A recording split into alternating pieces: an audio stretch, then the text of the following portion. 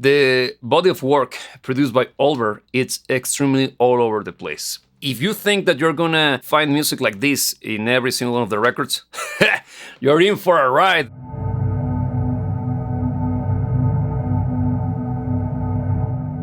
Hello there, girls and boys! Today we're gonna be reacting or analyzing a new song released by a great band known as Ulver. The thing is this, Ulver is mostly known as a black metal band, but once I press play, you will be quite shocked due to the sound of the song. And if you know what I'm talking about, if you happen to be an Ulver fan, well, you know exactly what this is all about. So we are more than excited to analyze the song together. The song in question is called Ghost Entry, and well, there are many things that I would like to say about it, so let's analyze it together. But before we go, if it's your first time on the channel, I welcome you, because in here we analyze the music that we love from the perspective of an active musician and professional music producer, using language that anybody can understand, in a way to expand their knowledge when it comes to music production and songwriting. So if that's your jam, let's rock and roll! So here we go, girls and boys, Ghost Entry by Ulver.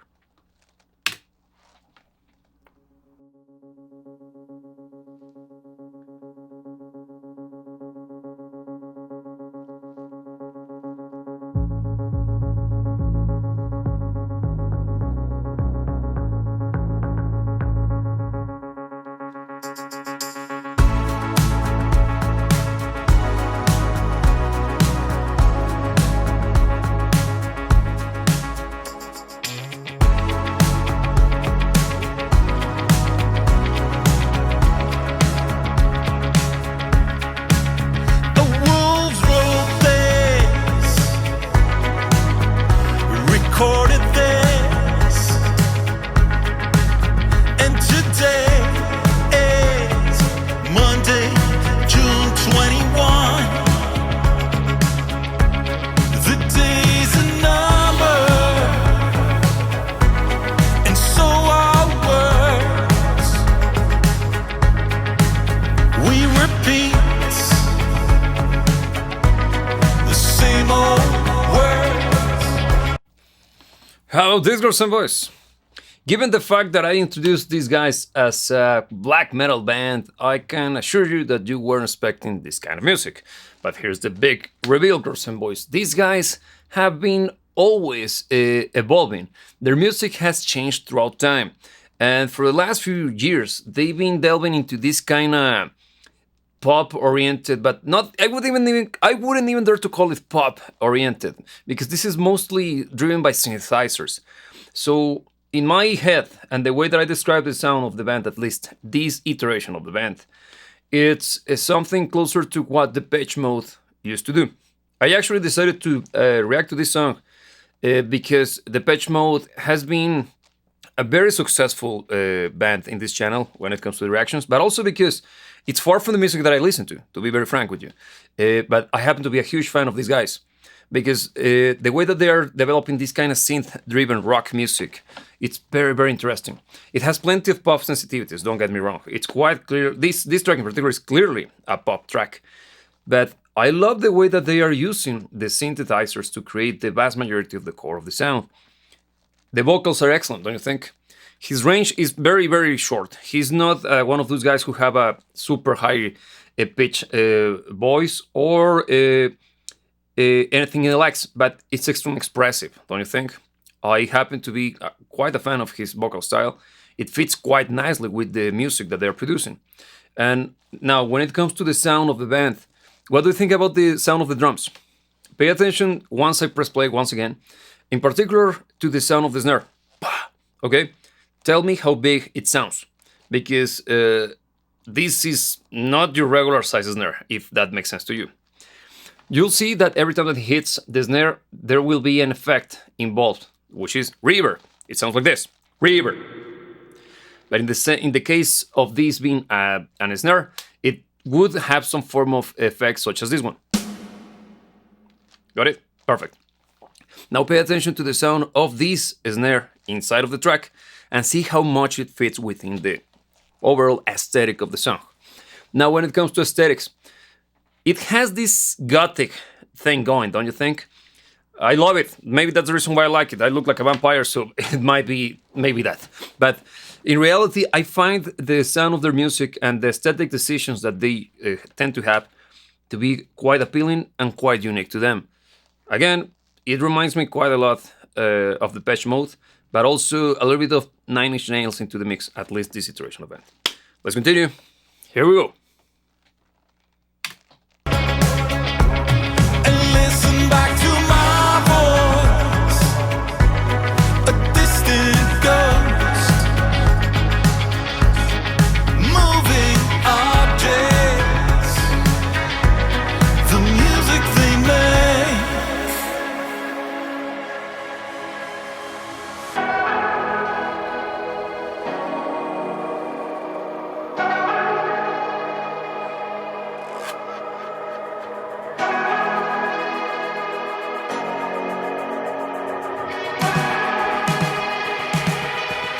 The days are numbered, and so are words.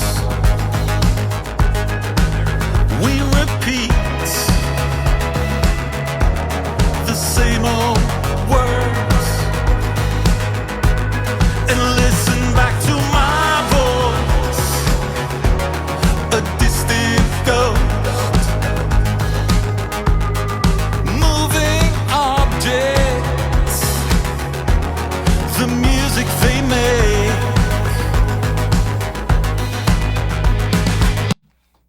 What do you think? So far, so good, right? The song is quite fun to listen to. I was pointing at the very effective use of the bass line. Super funky, super rhythmically driven, and all in all, excellent, don't you think? Once again, this is a great example of how to write music that happens to be fun to listen to while still retaining quite a lot of legitimacy when it comes to the beauty of the music. Very good. Excellent. Now, I'm gonna point out at the excellent tone of the guitar.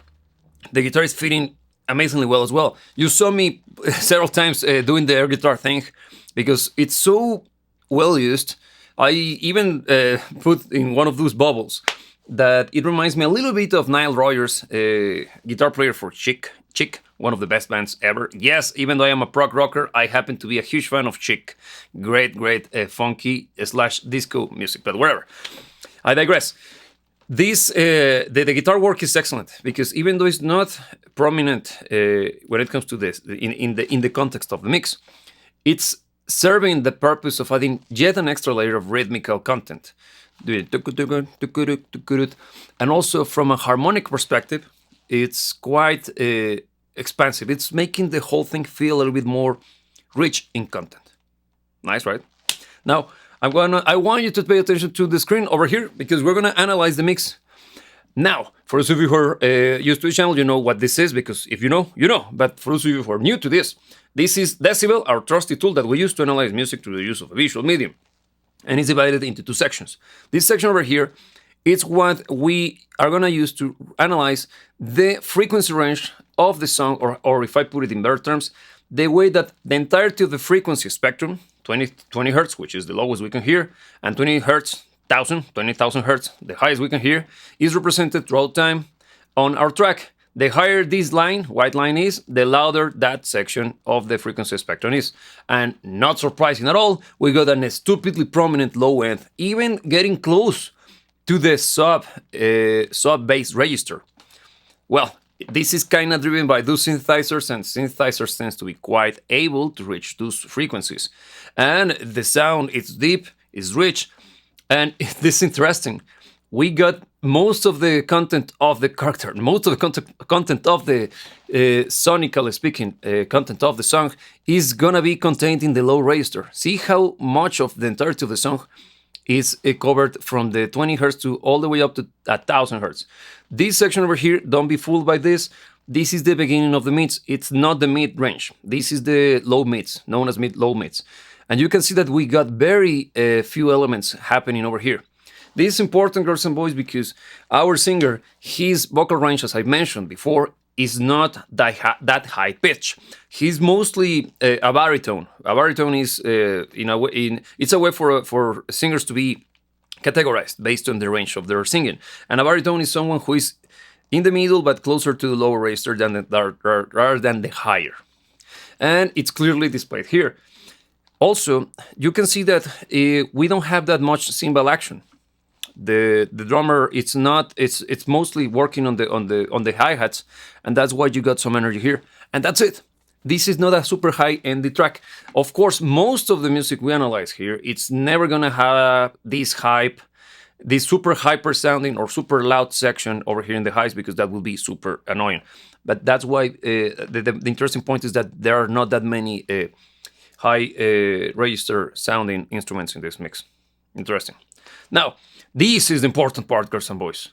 This is known as the dynamic range analyzer. And in here, we see how our music progresses through time in loudness. The higher this blue blob goes, the louder the song is. And see how, at the beginning, we were barely able to hear something going on. At the beginning, when I began shooting this video, the first attempt, I was fooled by how low the volume was, because the song begins like that, super, super quietly. But that's great, because developing that kind of sense of tension through the use of volume is excellent, and it's very important in music. That's why this is so quintessential when it comes to developing and writing, producing music. And you'll see that the song is quite dynamically speaking, varied and wide. You can see that the song began here, and it began developing energy all the way up to the point on which it reached the first chorus. And this is the first section, girls and boys. The first time we press play. Let me take you to the second verse. See how gigantic it went in volume, just for it to drop, to introduce us to the second verse. But this is the clever part.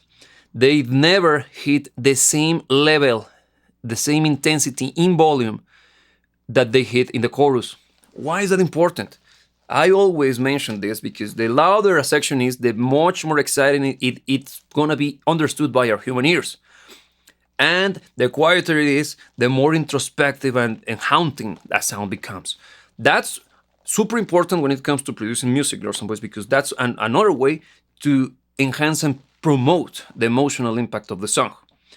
Your job as a music producer is to actually take the song that you're working on and make it as close as possible, or record it and produce it as close as possible to what it would be to be in front of the band performing the song live.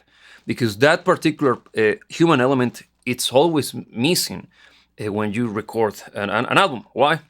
Because nobody can see you perform while they are listening to the record. So you have to pull some sort of tricks on your audience so you can actually have that emotional impact. And dynamic range is one of the most important ones. And the sad thing is that given the way that we consume music in the last few decades, we have been losing this important element, which is dynamic range. And I'm glad to see that a band such as Ulver producing music like this, which is a little bit more leaning towards the more commercial, if that's a proper word to use, on Ulver side of things, we still retain a lot of that dynamic range. Excellent. Let's continue with Trackers and Boys, because this is a very short song, so let's finish it off and have our final comments. Here we go.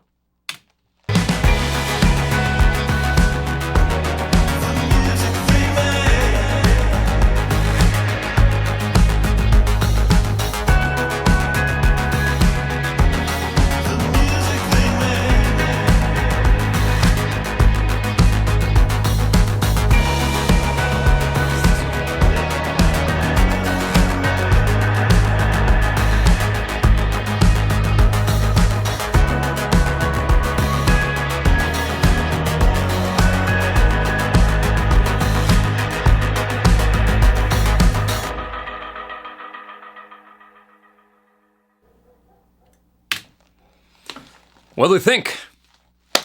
I find this song to be excellent. It's a great short track that delivers everything that it has to deliver. It's an easy listen, even for someone who is not into this kind of music.